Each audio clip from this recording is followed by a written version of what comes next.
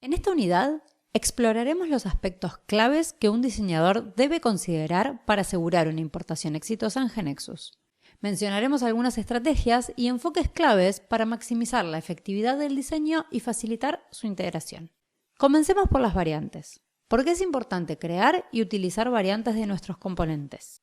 Las variantes permiten gestionar diferentes estados de un componente, como hover, active y disable en los botones, o tamaños como small, medium y large en las cards, entre otras opciones. Estas variantes se configuran dentro de un mismo componente en Figma, lo que mejora la organización y facilita la selección de la variante deseada en la instancia del componente. Es importante destacar que aunque las variantes permiten definir múltiples configuraciones de un componente en Figma, en GeneXus se consideran componentes distintos. Sin embargo, se recomienda utilizar variantes como una buena práctica, ya que no solo organiza el archivo de diseño, sino que también facilita la comprensión de la funcionalidad de cada estado por parte de los desarrolladores. Cabe mencionar que la importación de cada variante como estado en GeneXus no se realiza de manera automática. Dependiendo del caso, se importarán como componentes independientes que el desarrollador deberá identificar manualmente a lo largo de la aplicación. Pasemos a explicarlo a través de algunos ejemplos. En el caso de los botones, como mencionamos anteriormente, podemos definir los diversos estados que pueden tener cada botón y sus diferentes instancias, así como la jerarquía que exista entre ellos. De esta manera, podemos crear una colección completa de todos los botones y sus respectivos estados que se encuentran en el diseño de la aplicación. En GeneXus, cada una de estas variantes se traducirá en un control botón diferente. El nombre que asignemos a cada variante le dará al desarrollador la información sobre el estado o estilo que representa. Hay dos consideraciones fundamentales que debemos tener en cuenta. Primero, cada variante debe estar correctamente nombrada. Por defecto, Figma nombra las variantes de la siguiente manera.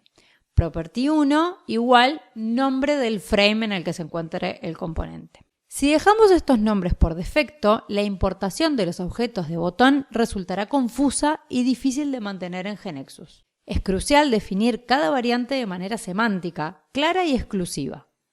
Por ejemplo, podríamos definir una propiedad state y especificar el estado de cada variante, como state default, state hover, state disabled. En segundo lugar, dado que estamos trabajando con botones, es importante seguir la convención correspondiente para que GeneXus los interprete correctamente. En este caso, debemos utilizar la convención button como prefijo en el nombre de la capa. Sigamos con el ejemplo de los iconos. En este caso, podemos crear una colección completa de iconos a través de las variantes, lo que nos va a permitir intercambiar rápidamente entre ellos según nuestras necesidades. Para asegurar una importación efectiva, debemos seguir 4 recomendaciones. Primero, es fundamental que todos los iconos tengan el mismo tamaño y estilo. Esto garantiza la consistencia visual y evita deformaciones al utilizarlos en las instancias del componente. Segundo, debemos contemplar todos los colores en los que vamos a utilizar cada icono.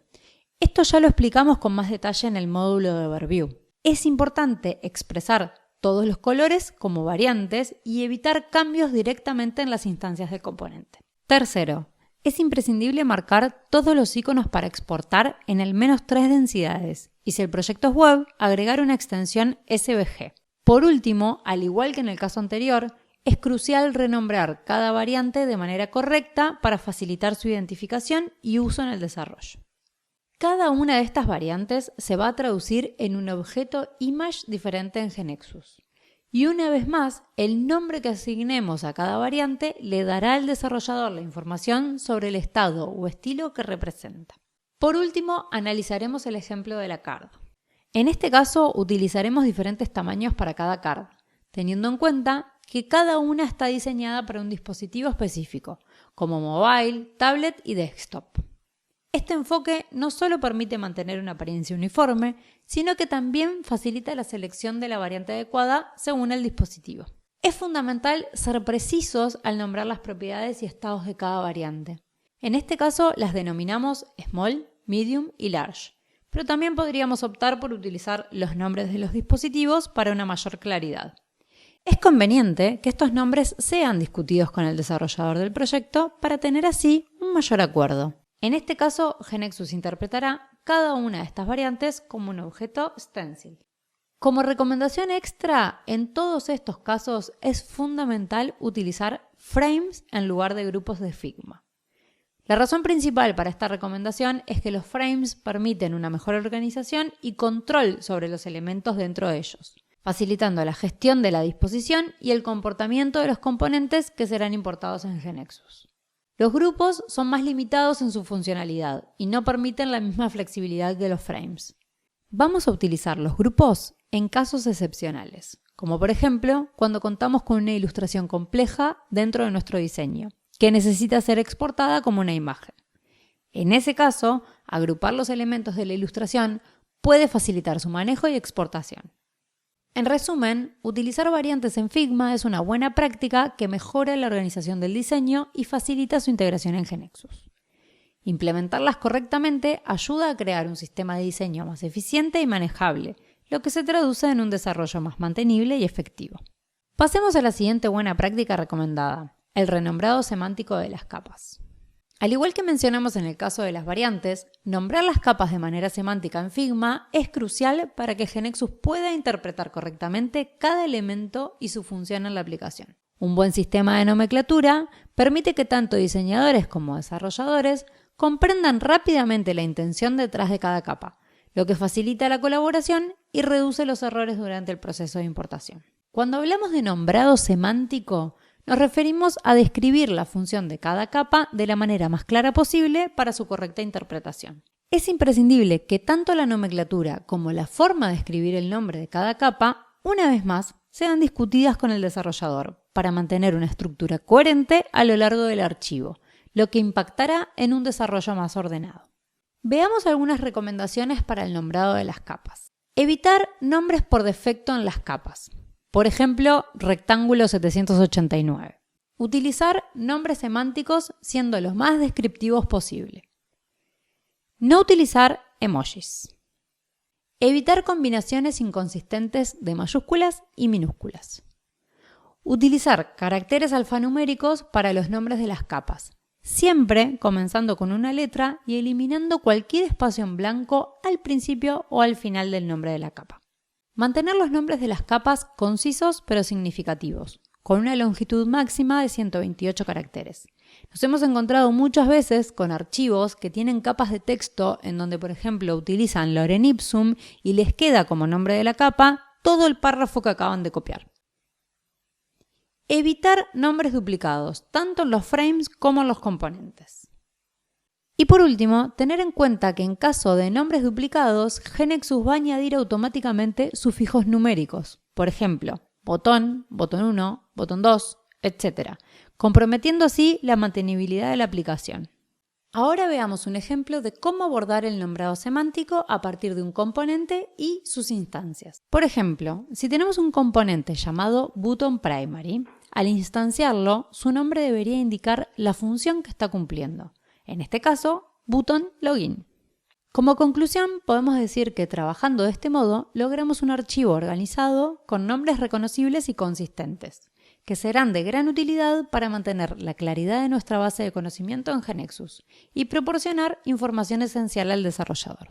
Más adelante, cuando abordemos los módulos específicos de ajustes, veremos que la persona que cumpla el rol de integrador deberá agregar convenciones específicas para GeneXus, como prefijos en estas capas que ya hemos renombrado. Algunas de estas convenciones las mencionamos en el módulo anterior de introducción y las vamos a estar profundizando en los módulos siguientes.